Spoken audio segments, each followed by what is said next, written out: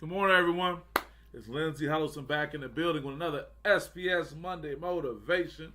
Looking outside here in mid-Michigan and East Lansing, I see some snow on the ground, snow on the rooftop. Some of you probably saw some crazy snow yesterday, but hey, you know what the answer is. We go from snow to sun, and it's called Michigan. But I hope you guys had a great weekend. I had a great weekend. For many of you who know, this was high school boys basketball semifinal and finals weekend championships. Shout out to Orchard Lake St. Mary's for winning the championship. Trey McKinney with an amazing stat line, like 32 points, 10 rebounds. He was killing the game. Shout out to Warren Lincoln, Coach Wydell Henry, and his players and staff over there for winning their division. But also shout out to some people I know very well that came up short in the final game. Coach Todd Negoshian and the North Farmington Raiders. Shout out to Tyler Spratt, Landon Williams, and everyone, as well as my guy, Coach Ray Reeves, over at Old Redford Academy. They just couldn't make it happen. Jaquan took a little bump early on. Arkell just couldn't pull off the same miracle he did in the semifinals. But that's part of my inspiration for today's message. Because good morning, brother. Got Aaron Mays in the building. Good morning, brother. Good to see you this morning, man. The message today is: are you giving more than you take? That's right. Are you giving more than you take? I thought looking at the teams that won and teams that lost, unfortunately, in the finals, can learn some valuable lessons. And it's not to throw anything in their face. And this is the same for March Madness getting ready to start. I saw Coach Izzo yesterday. Good morning, brother Marshall. How you doing, man? We're talking about, are you giving more than you take? You know, what do I mean by that? Let's just go into it. When I did my research on this, the things that stood out to me is that give and take reveals the transformative power of helping others. That's at the root of that. But unfortunately, many of us don't look at it like that in our daily walks and what we do, whether it's us as a coach, it's us as a leader, or it's the individuals we're trying to coach and work with, or just people who may not even be involved in the sports or just in life. Historically, success was dependent on talent, hard work, passion, and luck. Today, it's increasingly dependent on collaboration. And there's no type of collaboration you need more than being on the team if you're playing in a sport. But that's even if you're at the job or even a team relationship between me and this other individual and what we're doing to build each other and support each other and find peace and happiness in our relationship. That's especially significant considering that half of European and U.S. economies rely on teams to get work done. So whether it's a business that has to get things done, again, whether it's a relationship or just your life, this is what's been stated. Takers tend to be self-focused, evaluating what other people can offer them. I want you to take a moment to think about that. Think about your lens and how you look at things. Do you look at things completely and from the forefront of evaluating what other people can offer me? What can somebody do for me? Now, I do understand as a business owner that it's all about, hey, man, you know, we're about dollars and cents.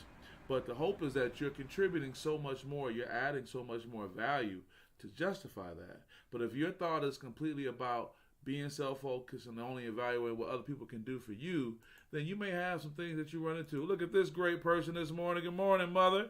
Got my mom checking in all caps. Morning, Mother. Getting ready to start a good day. Hope you're doing well. Talking about these givers and these takers.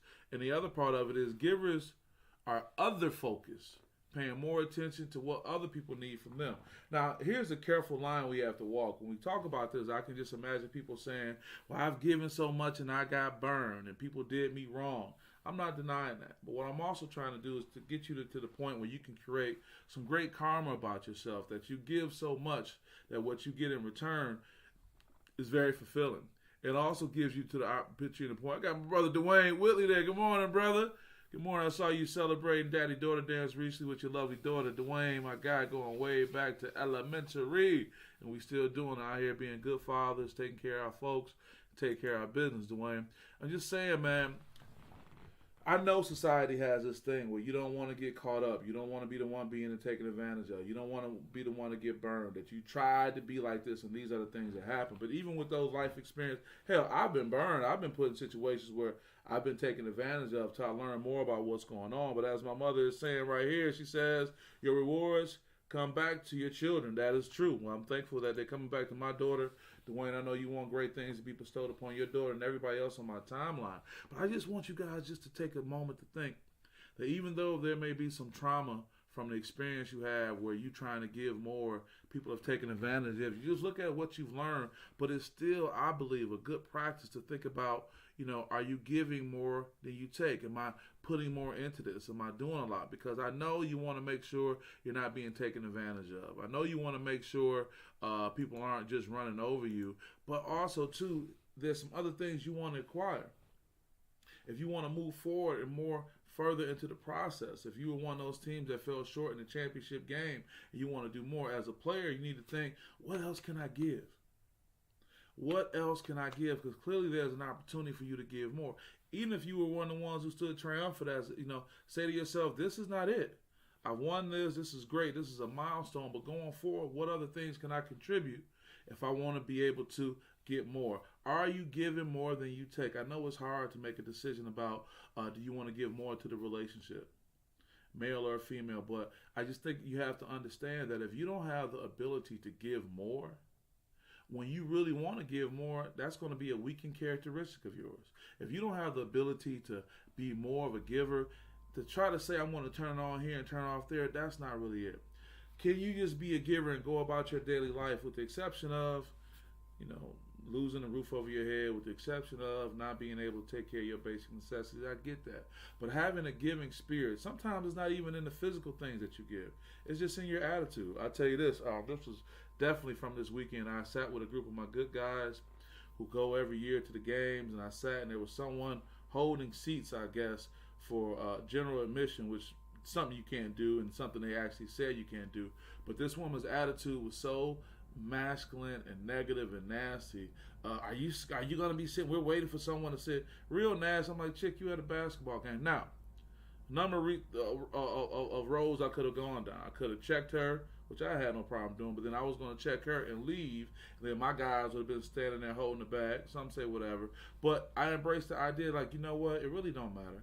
I'm going to go sit where I'm going to sit. I'm not going to let your negative energy impact me. I'm going to give more. And by doing that, I think it put me in a better situation mentally where something that normally would bother me a little bit, it didn't. Because it's all about giving more than you take. Now, that's just one small example. And I know you're not walking around saying, I'm not letting nobody talk crazy to me. And she didn't necessarily talk crazy. She's had bad energy that she cloaked under trying to be nice. But my point being is, folks, sometimes you got to give more and you may not get it right back in immediately. It may not be an immediate return on investment for what you're giving. But if you're putting these things out there, this is going to justify the world and the universe being able to provide back to you in a way of abundance. There's the word we want to hear. How do you get something in abundance? But it's all about, are you able to give more than you take? Just something just to think about, folks. Just think about this. Look at these images, Are you a giver or are you a taker? If your friends and family had to ask, which category you fall in, which one are you more of? Do you give more or do you take more? And it's really not about the fine line down the middle. You got givers and you got takers. I just want to encourage people who want to have more, want to do more. Don't get caught up in the basic philosophy of I got to just take it to have it. If you're giving more to the world, giving more to the universe, giving more of yourself, you're showing more value, and that's going to give you the opportunity to get many of the things you want. Now, again, keep your spidey senses. Don't let nobody take advantage of it. Don't let nobody do you wrong. But look at how can I give more to the situation, whether it's a team effort, giving more to my team, whether it's the relationship I'm in, trying to be open to give more, to be able to grow things, or just in dealing with people in general.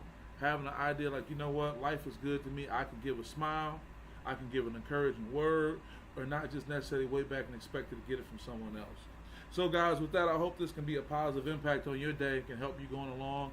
You got to bundle up before you go out there in this weather. It is crazy. That's why they call it March Madness, right? Shout out to Michigan State getting to be a 9th seed.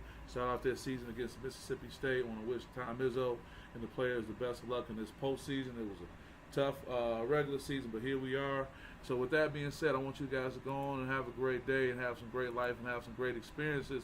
And think about it. Are you giving more than you take? And Brother Marshall, I appreciate you. I appreciate all that you do for our young people. I appreciate all you're doing with your platform, putting good words and messages out into the world. So with that, folks, have a good day. Lindsey Hudson with SPS. See you soon. Peace.